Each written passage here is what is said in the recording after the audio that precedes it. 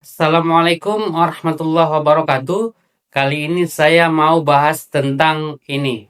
Apabila kita merdeka, kita bina sebuah tugu peringatan untuk menunjukkan itulah orang yang berjuang dan yang musuhlah yang mati di bawah. Tengok hidup mereka, tengok hidup mereka sama tak hidup kita? Hidup mereka tak sama kita, hidup mereka panjang, hidup kita tak panjang, tahu tak? Yang pegang kemerdekaan itu hidup panjang. Tengok nama mereka, siapakah yang berjuang di dindingnya, tuan-tuan, nama di dinding tugu kemerdekaan kita. Tengok satu persatu. Ada nama Kilau di sini? Ada Syekh Ahmad Watani di sini? Tak ada seorang pun. Ini nama British, tuan, yang jadi hero negara kita, British dan tentera upahan daripada India. Siapa kita sebenarnya? Di kesempatan kali ini kita juga akan membahas bagaimana pemerintah Malaides menutup-nutupi sejarah yang sebenarnya tentang kemerdekaan mereka. Kemerdekaan kita capai adalah tahun 1980. 57 itu kita tak dapat apa pun. Syarikat British, ekonomi British, bank British, kapal pelabuhan British, rombol tanah, semua milik British. Kita merdeka tahun 57 hanya kerana British tak mau tanggung lagi pentadbiran yang merugikan. Itu masuk merdeka 57. Dan saya kata Datuk itu betul. Katakan kita tak merdeka, merdeka 57 ini adalah merdeka acuan British. Tapi sejarah kita berhenti sampai 57. Tahun 57 merdeka dalam kertas, atas kertas. Apa yang diberi oleh British? British tak mau, ambillah. Beri je. Apa dia? Kos pentadbiran sebuah negara yang ekonomi dikawal oleh penjajah sampai tahun 80-an.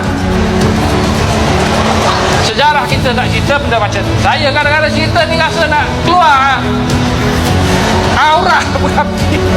Nak beritahu anda bahawa ini adalah sejarah besar yang anda kena faham, anda kena tahu sebagai masyarakat. Bukan untuk menyalahkan sejarah, untuk mengetahui bahawa penjajah itu memang macam tu. Kemerdekaan Malaides dan Indonesia sangat berbeda. Maksudnya Indonesia merdeka dari penjajahan dengan pertempuran, dengan perjuangan para pahlawan.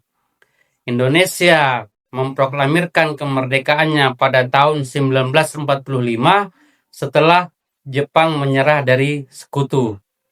Tapi kemudian pada tahun 1945 itu Inggris dan Belanda datang lagi ke Indonesia dan melakukan agresi militer.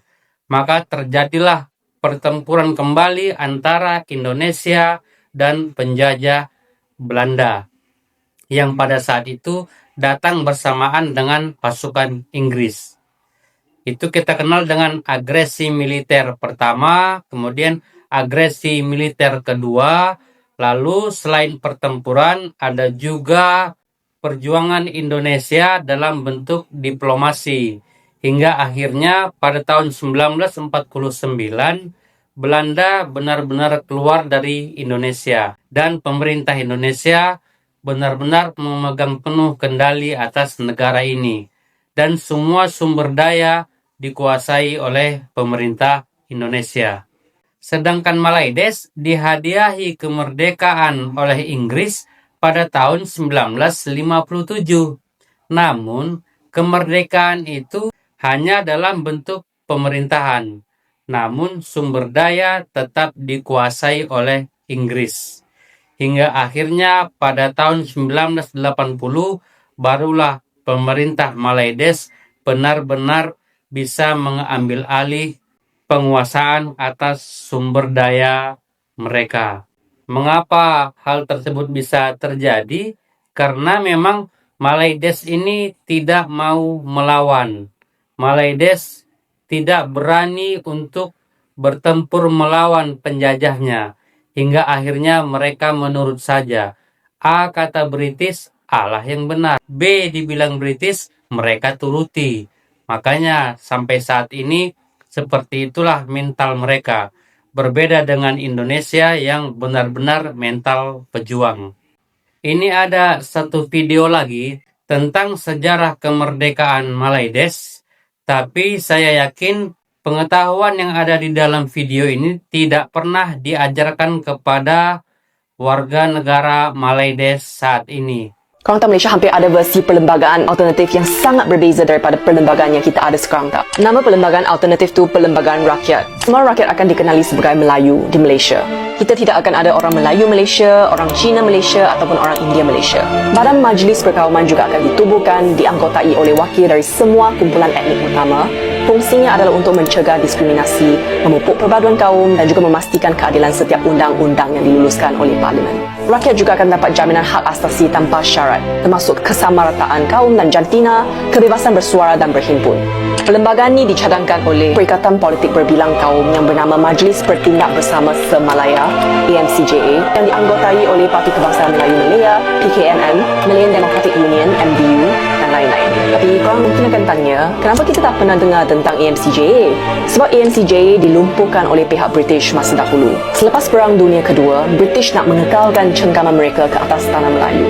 Dan diorang mencadangkan projek Malayan Union yang boleh memusatkan pemerintahan British dan memansuhkan kuasa Sultan-Sultan Melayu. Namun, cadangan tersebut mendapat tentangan hebat untuk mengelakkan pemusuhan. British memilih UMNO, bukan AMCJA, sebagai pihak perundingan sebab UMNO masa itu lebih mesra British. Dan disebabkan itu, kita ada Perlembagaan Persekutuan dan cadangan Perlembagaan Rakyat oleh AMCJA tidak dapat direlasikan. Apakah pendapat korang terhadap versi perlembagaan yang tidak direlasikan? Dan saya pikir hal inilah yang menjadikan tipe M Malaydes atau Melayu Malaydes ini menjadi sekelompok bangsa yang rasis. Pemerintah Malaydes terlalu mengutamakan kaum Melayu sehingga akhirnya memunculkan sikap-sikap rasisme dari bangsa Melayu itu sendiri.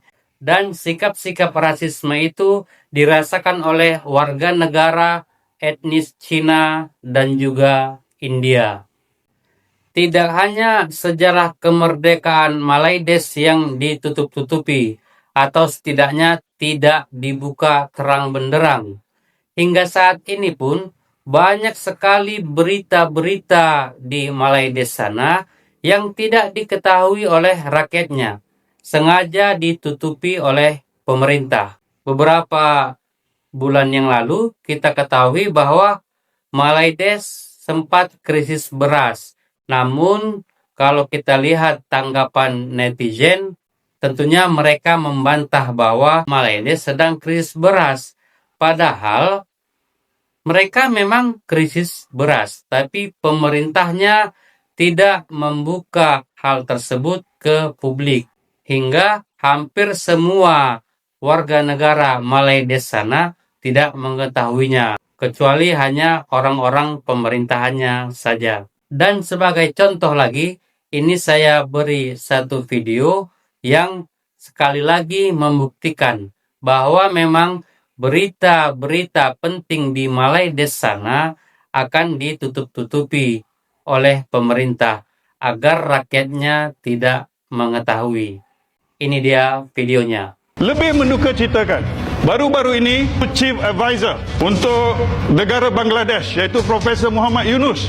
Kita kagumi beliau, satu sosok luar biasa yang membangunkan Grameen Bank untuk membantu rakyat-rakyat miskin. Fair enough. Dia datang ke negara kita, bertemu dengan menteri kita, YBN Menteri KPT dan juga menteri-menteri lain, saya percaya. Dalam The Daily Star, ini surat khabar di Bangladesh, Dhaka Tribune, Bangladesh, semua berita ni dah keluar. Saya cuba Google, tak keluar satu berita pun di negara kita Malaysia tentang apa. Chief Advisor Muhammad Yunus, Profesor Muhammad Yunus request apa? Dia request supaya 10,000 mahasiswa Bangladesh yang sekarang ni sedang belajar di universiti kita diberikan graduate plus. Graduate plus ni maksud apa? Grad boleh kerja di dalam negara kita.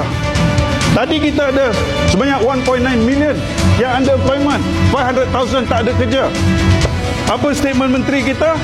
Akan diperhalusi dan dipertimbangkan dan kemungkinan akan dibenarkan. Kemungkinan. Kita ni terlalu baik dan lunak. Poin saya, kalau ini berlaku, nothing wrong with them. Mereka hanya minta kita lah bagaimana mempositionkan diri kita. Profesor Muhammad Yunus tak ada salah dalam perkara ini. Saya bukan nak kata kita anti Bangladesh, tidak. Tetapi berita-berita ni tak keluar dalam surat khabar kita. Jadi kalau kata 10,000, hari ini yang blue collar workforce ni ratus ribu. Ini white collar. Kalau blue collar tu kerja di ladang atau sibuk. Ini white collar. Jadi YB speaker, dengan kata lain, ini adalah suatu perkara dalam konteks kelangsungan pembekalan tenaga kerja yang mahir. Bayangkan kalau E&E program di UKM 200 tempat, 45% bagi ke rakyat negara asing. Yang E&E program ni, Electrical Electronics punya degree ni, dia kerja mana? Dia kerja semiconductor. Dia kerja mana? Dia kerja dalam sektor-sektor pembuatan dan seumpamanya. So kita sebenarnya menafikan 45% hak rakyat Malaysia untuk membangunkan negara ini. Saya harap sahabat saya di belah sana bangkitkan perkara ini. This is not about Malay, Chinese, Indian. This is the right of our nation untuk mempertahankan hak pendidikan buat anak bangsa kita. Terima kasih, Habib Speaker. Sudah terlihat jelas kan perbedaan antara Indonesia dan Malaydes dalam hal sejarah kemerdekaan. Di Indonesia, kita semua diberitahu seperti inilah sejarah kemerdekaan Indonesia dan dibuka terang benderang. Sedangkan di Malaydes sana ditutup-tutupi agar pihak kerajaan tetap berkuasa, agar rakyat tetap bisa dikendalikan. Begitu juga dengan berita-berita. Kita di Indonesia tidak ada yang ditutup-tutupi. Semua terbuka terang benderang. Semua warga negara mengetahui apa yang sedang terjadi di Indonesia. Sedangkan di Malaydes, hanya sebagian kecil berita-berita penting yang dibuka. Berita penting lainnya yang menurut kerajaan tidak perlu rakyatnya tahu, berita tersebut akan ditutup. Berita tersebut akan dihambat agar tidak berkembang, agar tidak menjadi pembahasan di masyarakat. Karena tentunya pihak kerajaan takut jika rakyat mengetahui informasi tersebut, tentunya akan banyak terjadi penolakan-penolakan. Atau setidaknya pihak kerajaan akan repot untuk mengkanter serangan-serangan. Itulah perbedaan antara Indonesia dan Malaydes. Saya pikir itu aja. Assalamualaikum warahmatullahi wabarakatuh.